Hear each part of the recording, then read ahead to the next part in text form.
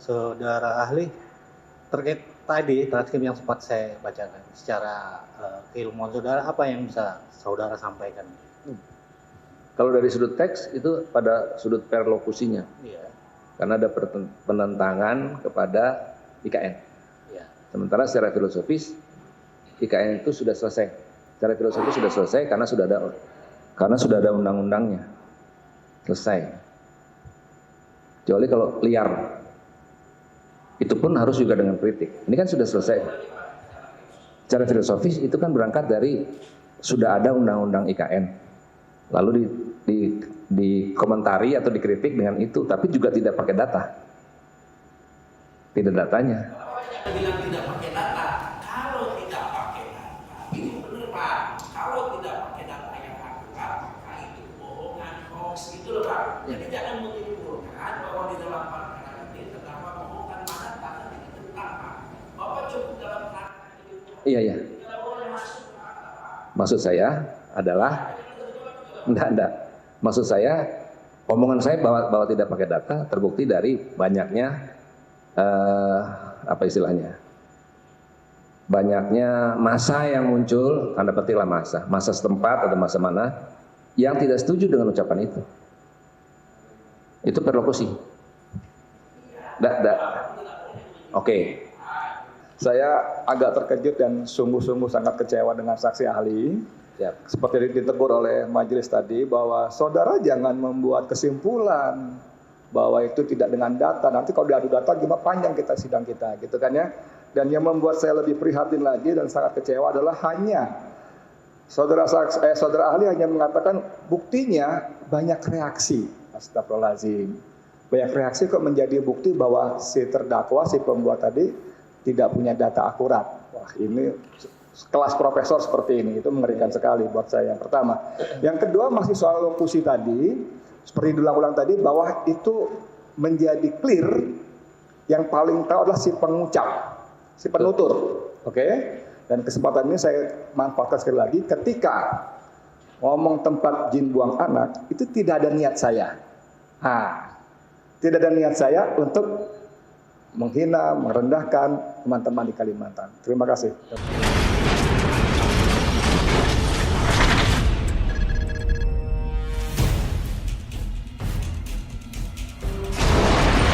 Sudah. Masih, ya, terima kasih. Terima kasih. Oke.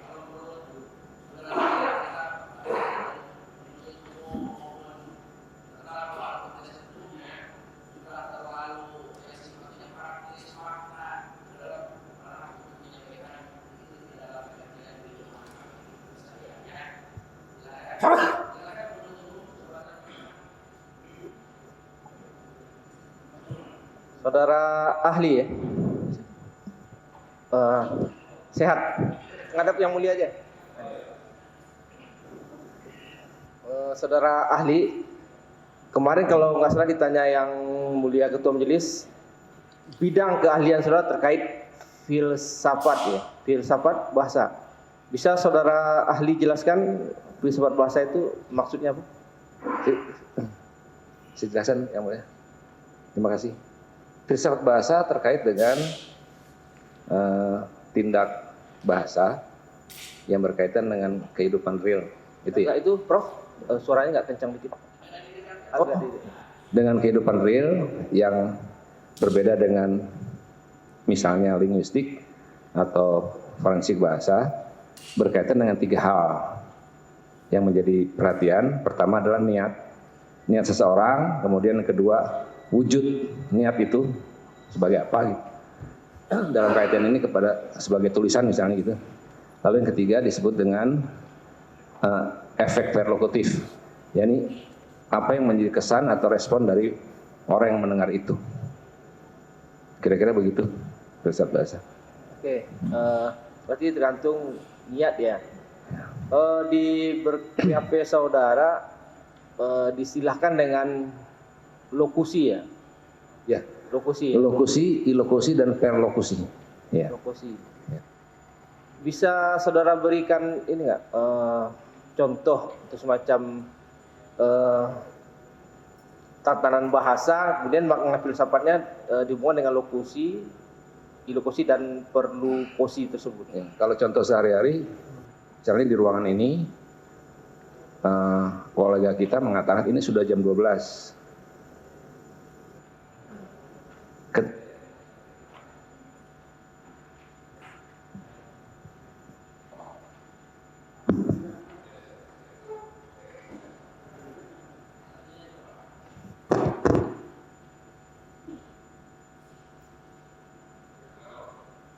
Agak lama Prof, di bawah. Tes.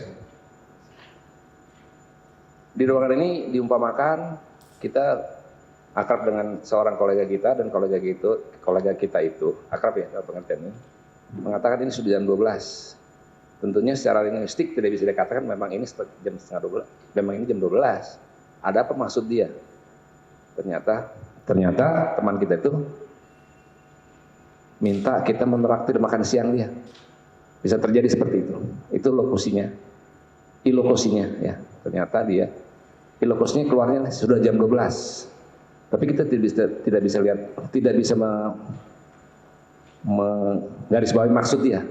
Ternyata kita mengatakan, iya emang jam 12. Emang kenapa? Kalau dalam percakapan biasa. Gue nggak bawa duit nih, ketinggalan di rumah. Saya tolong dong, traktir saya makan siang. Nah, kalimat itu kemudian membuat perlokusi, kesan kepada kita lagi. Kalau tadi saya katakan kepada pembaca ya, kepada pembaca atau kepada masyarakat.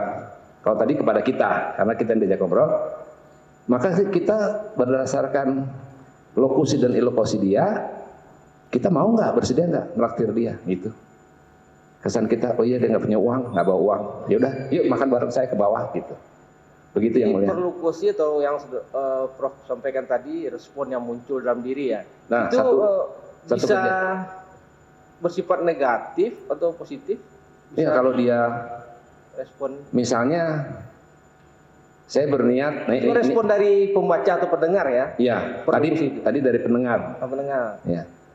Kalau ini disampaikan ke media massa atau media sosial, perlokusi bisa macam-macam. Itu yang kemudian bisa, tanda petik kalau dalam kaitan kita, bisa membahayakan karena bisa bersifat ngatain atau bersifat apa ya istilahnya, menghina juga bisa. Ini maksudnya bisa dijelaskan spesifik lagi Prof, membahayakan dalam arti apa? Membahayakan dalam pengertian kalau di media massa atau media sosial, makna itu bisa menjadi bias kemana-mana, bisa ditafsirkan oleh orang yang mendengar kita sesuai dengan apa penafsiran dia. Oh gitu. Gitu. Oke, kalau boleh saya ilustrasi ya. Ini ada seseorang diundang ya ke dalam suatu acara tertentu, kemudian yang diundang tersebut menjadi narasumber. Jadi memberikan pernyataan atau narasi-narasi, kemudian itu di-upload di YouTube, kemudian viral dan banyak pro kontra juga di media sosial. Di samping itu dalam hal perlokusi ini para pembaca atau pendengar ada gejolak, misalnya demo dan sebagainya, ada ini di masyarakat, ada gejolak lah di masyarakat. Bagaimana filsafat bahasa memandang narasi-narasi yang menimbulkan perlokusi para pendengarnya, dalam arti ini yang membuat ada kegaduhan lah atau merasa tersinggung dan sebagainya. Di dalam bahasa saya, filsafat bahasa biasanya dikaitkan dengan konteks berbahasa. Jadi ketika seseorang itu diundang, maka orang sudah paham bahwa dia masuk dalam konteks undangan itu. Sebagai apa? Oke, dia pembicara. Lalu kemudian perlokusinya, kenapa? Misalnya dia tadi agak negatif terhadap orang lain misalnya gitu. Nah ini berarti memang niat dia itu ada ke sana. Kalau menurut filsafat bahasa, niat dia memang ada ke sana. Niat maksudnya gimana? Niat, keinginan dia bicara itu memang mengarah ke orang itu, orang yang dia ingin tanda petik, dia ingin tuju itu, bisa seperti itu. Maksudnya niat buat apa istilahnya kalau boleh saya pakai kata-kata, niat buat menghina atau niat buat? Iya, bisa saja, karena dia punya konteks panggung itu. Nah itu didengarkan orang di luar konteks itu, misalnya di media massa, bisa menimbulkan perlokusi yang bermacam-macam. Bisa saja langsung dia kalau, oh ini menghina itu sih, maksud dia memang menghina si X misalnya. Oh ini tidak baik, bisa terjadi kegaduhan dalam hal itu. Bisa terjadi kegaduhan. Bisa, kegaduhan itu keributan. Ya. Oke. Gitu. Dalam saya baca di BAP singkat ya buat awal saya bertanya, dalam perspektif filsafat bahasa, Prof juga menjelaskan ada ekspositif dan prediktif. Ya. Benar itu ya?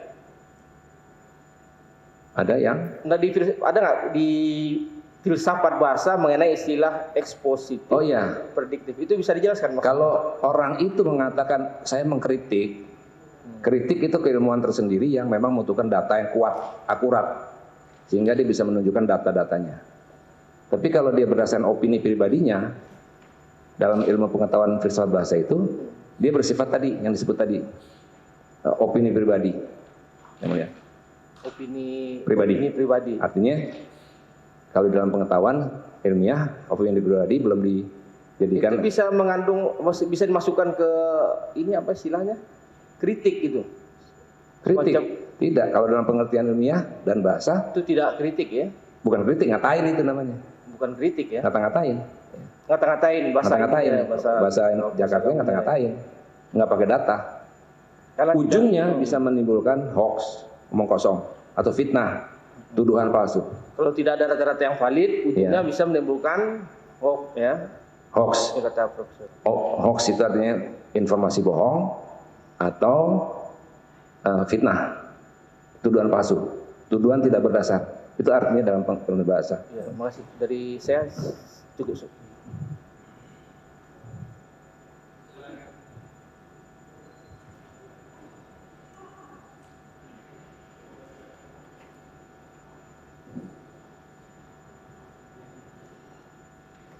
Saudara saksi, sebelumnya saudara sudah pernah diperiksa oleh penyidik Polri. Sudah. Metodenya maksud saya pada saat itu saudara ditontonkan video dan diberikan transkrip atau bagaimana? Ya, hanya betul. video saja atau Divideokan transkrip? dulu karena Ya. itu berkaitan dengan kebahasaan. Jadi harus tahu teksnya, lalu dilampirkan, bukan dilampirkan sih, ditambahi dengan kalau ada keterangan saksi Ya, yang diperiksa oleh penyidik. transkrip itu. Ya, transkrip. Itu saudara baca semua dari 3 video ini. Ya Pak. Iya. Sudah baca semua. Itu dari semua transkrip sudah Bapak baca semua. Insya Allah sudah. Dari situ baru saudara memberikan pendapat. Iya. Jadi saya ingin ada sesuatu di video tanggal 17 di durasi waktu 1 jam 05.31. Mohon izin untuk dibacakan singkat. Di situ mohon saksi memberikan pendapat terkait apa yang dikatakan atau yang disampaikan oleh terdakwa dalam video yang ada di transkrip ini. Nggak ada. Ini sampean tinggal di mana? Tinggal di mana? Di mana Jakartanya? Mana mau dia tinggal di Gunung Sahari pindah ke Kalimantan Penajam untuk beli rumah di sana. Gua mau jadi warga ibu kota baru. Mana mau? Nggak mau. Ada yang mau. Jadi Pak.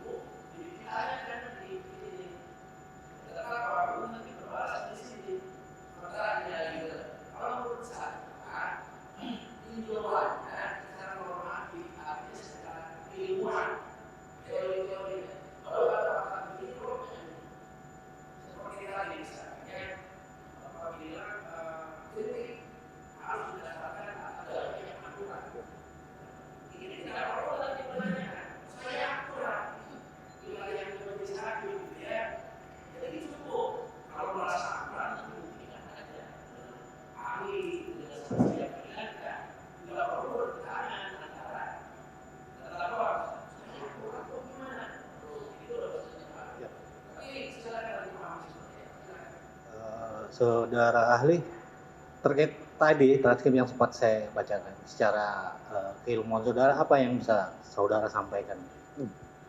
Kalau dari sudut teks itu pada sudut perlokusinya, Iya, karena ada penentangan kepada IKN. iya, Sementara secara filosofis IKN itu sudah selesai. Secara filosofis sudah selesai karena sudah ada undang-undangnya. Selesai. Kecuali kalau liar. Itu pun harus juga dengan kritik. Ini kan sudah selesai. Secara filosofis itu kan berangkat dari sudah ada undang-undang IKN. Lalu dikomentari atau dikritik dengan itu, tapi juga tidak pakai data. Tidak datanya. Kenapa tidak bilang tidak pakai data? Kalau tidak pakai data, itu benar Pak.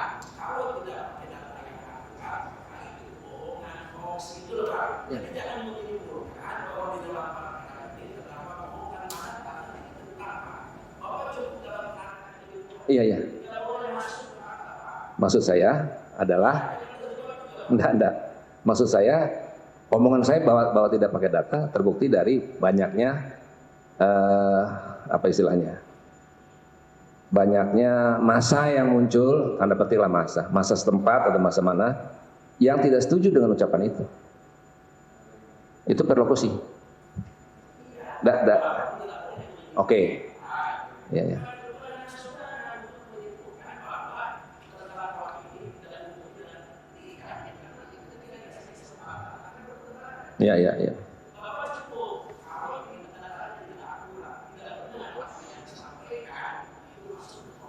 Itu dia. Ya. Oh, enggak ada.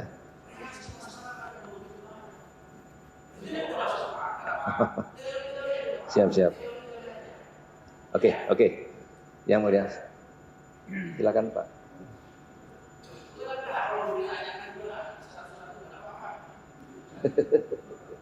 Melanjutkan Majelis Hakim. Oh Pak. Tadi di awal ahli tadi terkait dengan filsafat bahasa, di mana saya catat ini terkait dengan niat, wujud niat, efek. Kan seperti itu ya ahli ya. Betul. Prof. Wahyu ya. Siap. Efek merupakan respon dari orang yang mendengar itu. Mendengar Kan dan seperti membaca. itu. Ya. Ya. Pertanyaan saya terhadap terdakwa ini di hadapan depan persidangan itu ada beberapa unsur pasal. Berapa kan gitu. Yang ingin saya tanyakan terkait dengan kata efek seperti yang tadi ahli sampaikan terkait respon. Nah, itu apakah ahli bisa menjelaskan dari sisi bahasa terkait dari makna kata efek dengan istilah kata keonaran? Saya hanya melihat secara bahasa kejadian yang ada bahwa banyak masyarakat setempat yang tidak menyetujui ucapan itu. Ya. Maksud saya gini ahli, Efeknya saya bukan bicara masalah yang terjadi, maksudnya terkait dari makna kata efek. Tadi kan ahli kan menyatakan bahwa efek merupakan respon dari orang yang mendengar atau melihat, kan gitu. Definisinya istilah kata efek dari sudut pandang bahasa yang ahli sesuai dengan keilmuan ahli, itu apakah bisa ahli jabarkan dengan istilah definisi makna keonaran dari sudut pandang bahasa? Itu maksudnya. Kalau dia menimbulkan efek yang tidak disetujui oleh misalnya warga setempat atau masyarakat pembaca yang lain yang berkaitan dengan itu, maka dia akan memunculkan efek, respons, suka tidak suka. Itu maksudnya. Jadi dia bisa memunculkan itu. Suka tidak suka, dalam hal ini kelihatan tidak suka. Berarti dari segi bahasa itu efek itu apakah bisa disamaartikan dengan makna kata akibat atau dampak? Iya. Seperti itu ya? Iya. Oke, selanjutkan. Respon ya. Ahli. Apakah ahli bahasa bisa menerangkan terkait dengan kata atau makna yang ada di KBBI, apakah juga merupakan salah satu keahlian saudara juga? Insya Allah iya. Ya, saya tanyakan. Secara harfiah di KBBI terkait dengan makna keonaran itu apa? Keonaran. Ya. Di dalam KBBI keonaran itu disebut dengan keributan, kegaduhan. Keributan dan kegaduhan. Lalu banyak yang bertanya, apakah kegaduhan itu harus muncul misalnya massa turun ke jalan lalu bakar-bakar ban? Gaduh juga. Kalau di dalam filsafat bahasa dikatakan kegaduhan itu juga muncul ketika katakanlah ada respon dari pembaca terkait dengan tulisan seseorang yang dia komentari, dan itu banyak gitu. Saya mengomentari ini tidak begitu, ini nanti ribut. Saya setuju dengan itu juga termasuk dalam keonaran. Jadi perluasan makna keonaran itu dalam KBBI salah satunya seperti itu ya, Iya, duga betul. cara itu ya, Perluasan betul. perluasan itu ya, seperti itu ya. Ya. Jadi dalam artian keonaran itu bukan selalu Ribut. dimanakan bahwa itu akan Fisik. ada bakaran fisik, Ya. berkelahi, tawuran Tidak. gitu, Tidak, bukan ya? bukan. Nah, selanjutnya, apakah ahli juga bisa menerangkan terkait dengan bahasa istilah anarki itu apa dalam keilmuan saudara, baik dari KBBI maupun keilmuan saudara dari segi bahasa? Di dalam kamus anarki itu anarki itu keributan juga.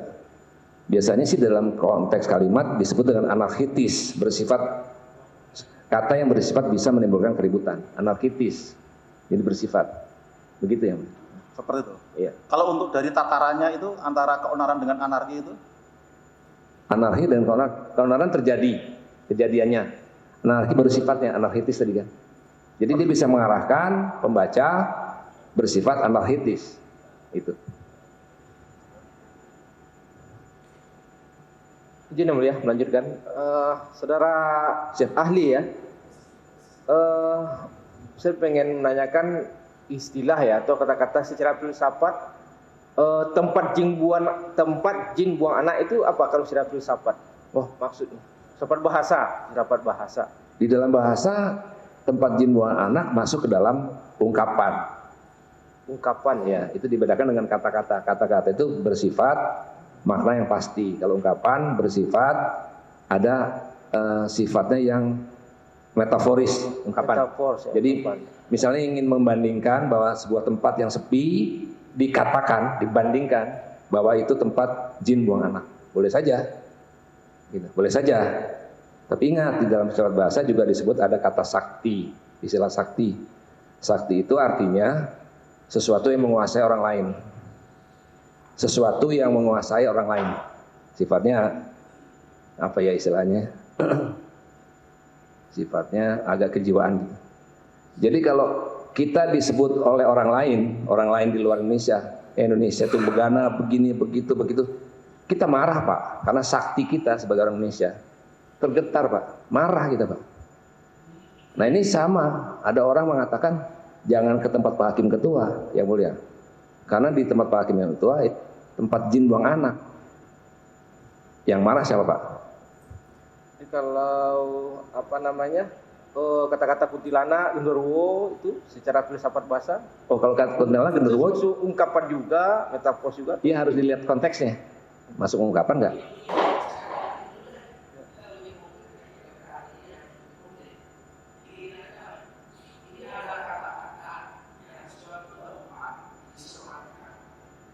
Disematkan gitu. Disematkan.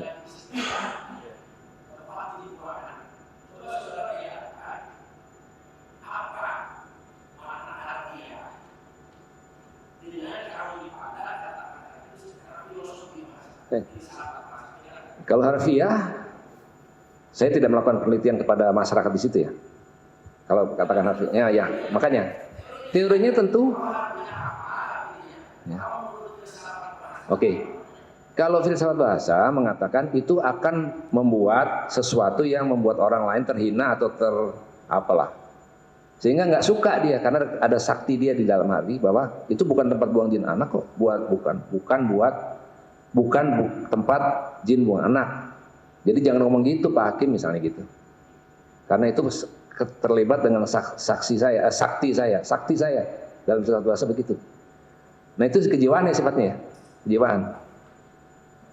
Artinya apa? Bisa terjadi Pak Hakim, minta maaf Pak Hakim sebagai contoh, sedang dalam rangka apa kepada saya ngomong begitu? Sedang menghina tanah air saya, sedang mau apalah pada tanah air saya.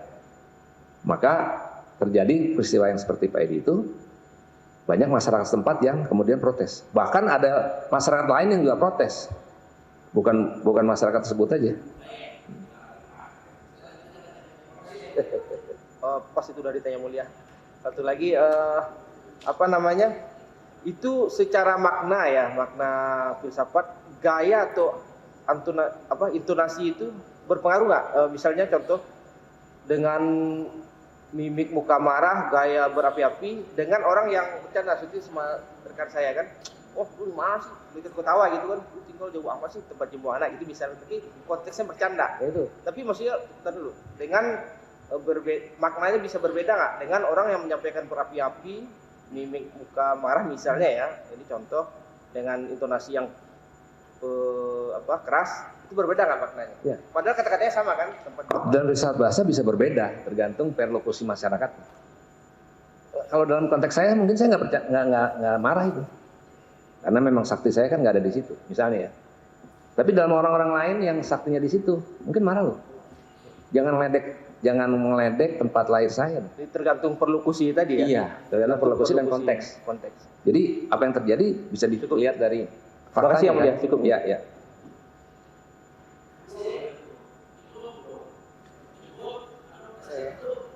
Baik, ada pertanyaan tentu. Saya dulu ya.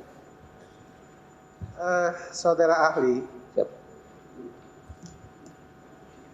tadi ahli menyampaikan kalau ahli sudah melihat video, ahli melihat video terdakwa. Nah, yang hubungannya dengan keahlian ahli adalah filsafat bahasa itu adalah gimana niatnya seseorang. Yang kalau apa yang dia buat itu bohong, itu adalah berita bohong ya tentunya. Tapi ahli apakah melihat dalam video tersebut terdakwa itu angkat buku? Ada nggak ngelihat di video tersebut yang panjang berapa jam itu, 2 jam 17? Tidak ingat. Oh, Ibu kota baru. ya mengangkat Terbalik Pak.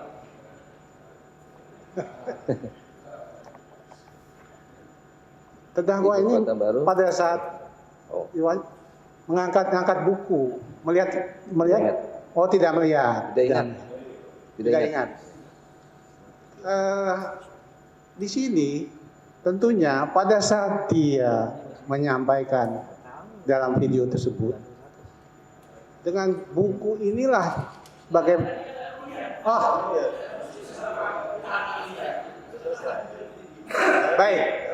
Baik. Tentunya yang hubungannya dengan niat, kalau tidak ada faktanya, ini dianggap bohong ya.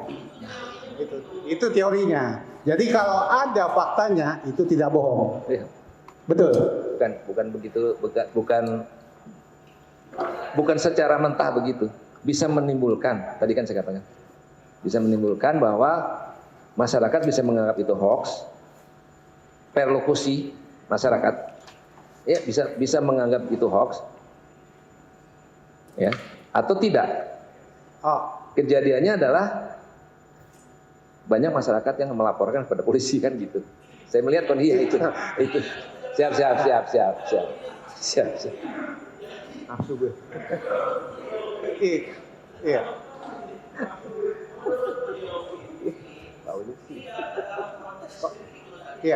Iya betul.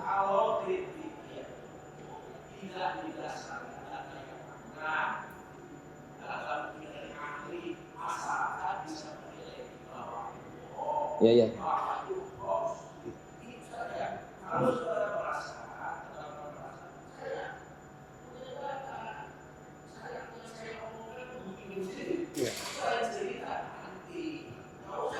Siap.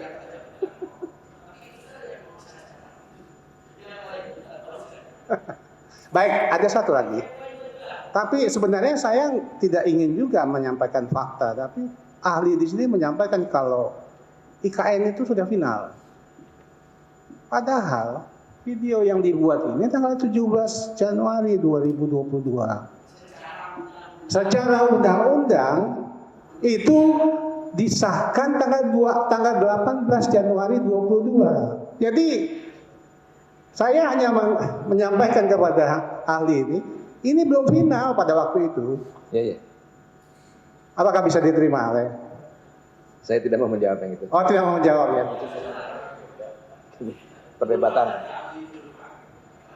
Ya, terima kasih Yang Mulia. Saudara ahli, apa makna dari secara filsafat hukum tempat jin buang anak? Apa maknanya secara filsafat hukum? Secara filsafat hukum, Iya. saya tidak bisa menjawab. Filsafat apa? Filsafat bahasa. Oh, itu adalah kalau pakai filsafat bahasa itu disebut sebagai umumnya ungkapan saya membanting tulang, itu seimbang tuh. Oke, saya membanting tulang artinya kerja keras, bukan tulang saya banting-banting, bukan, kerja keras. Nah itu tuh. Tapi secara filsafat bahasa bisa terangkan bahwa seperti itulah kecerdasan manusia memunculkan seperti itu karena manusia lain harus ditundukkan gitu loh. Harus ditundukkan, dibingungkan. Emang begitu dalam filsafat. Bikin bingung dia. Tempat jin buang anak, membanting tulang. Kenapa nggak ngomong saya bekerja keras?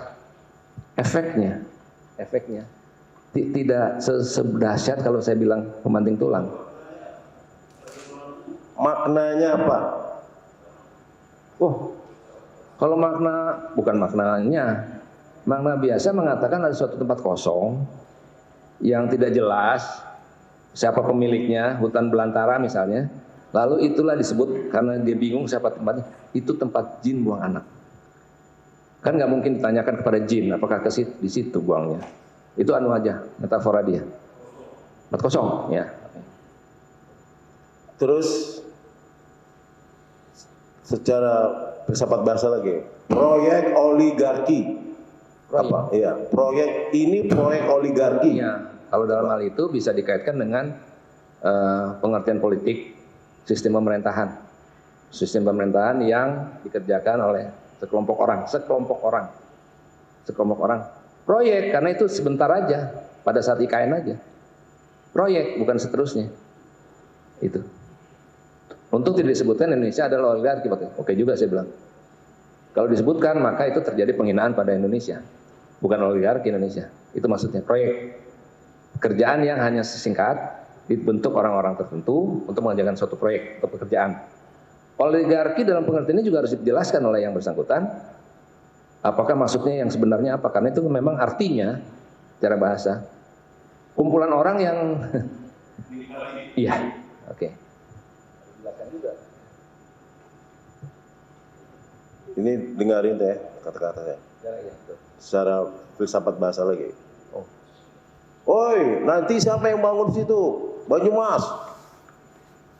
Apa? Purwokerto. Bukan, dari Cina. Nah, dari Cina, Bos. Artinya apa? Bisa artinya kalau lihat dari perlokusinya, orang yang teriak barusan nggak suka sama Cina. Jelas. Kenapa orang Banyumas iya nanti Cina, kok Cina lagi? Jelas. Ini sudah jam 12. Saya tanya tadi kan, pura-puranya gitu. Kan bingung Pak Hakim, yang mulia. Kenapa? Ajak gue makan dong, ternyata gitu. Oh nggak bawa duit, iya duit saya ketinggalan di rumah. Bahasa Pak.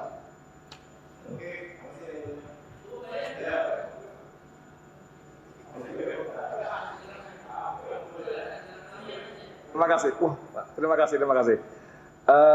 Saudara ahli, saya tertarik nih, buat saya baru dengar nih ilokusi, perlokusi ini baru dengar malam ini. Hari ini maksud saya, mohon maaf.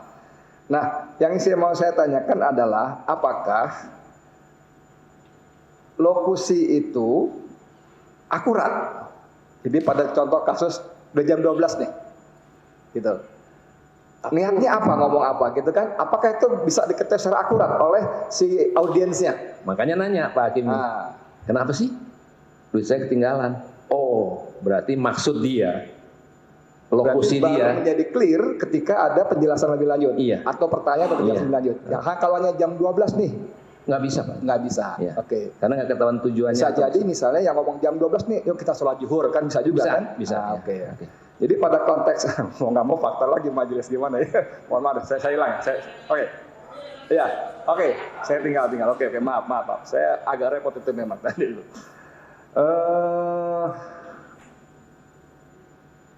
Ya sudahlah kalau gitu. Terima kasih.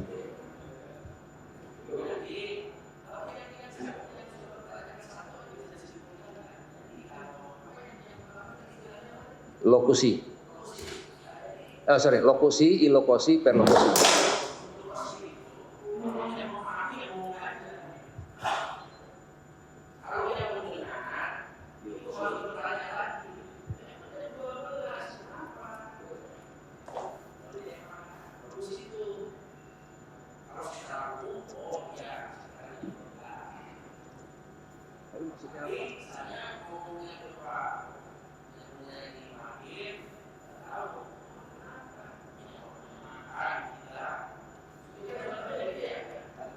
Tambah lagi, kenapa kalau waktunya makan? Dompet saya ketinggalan. Perlokusinya itu, dompet saya ketinggalan.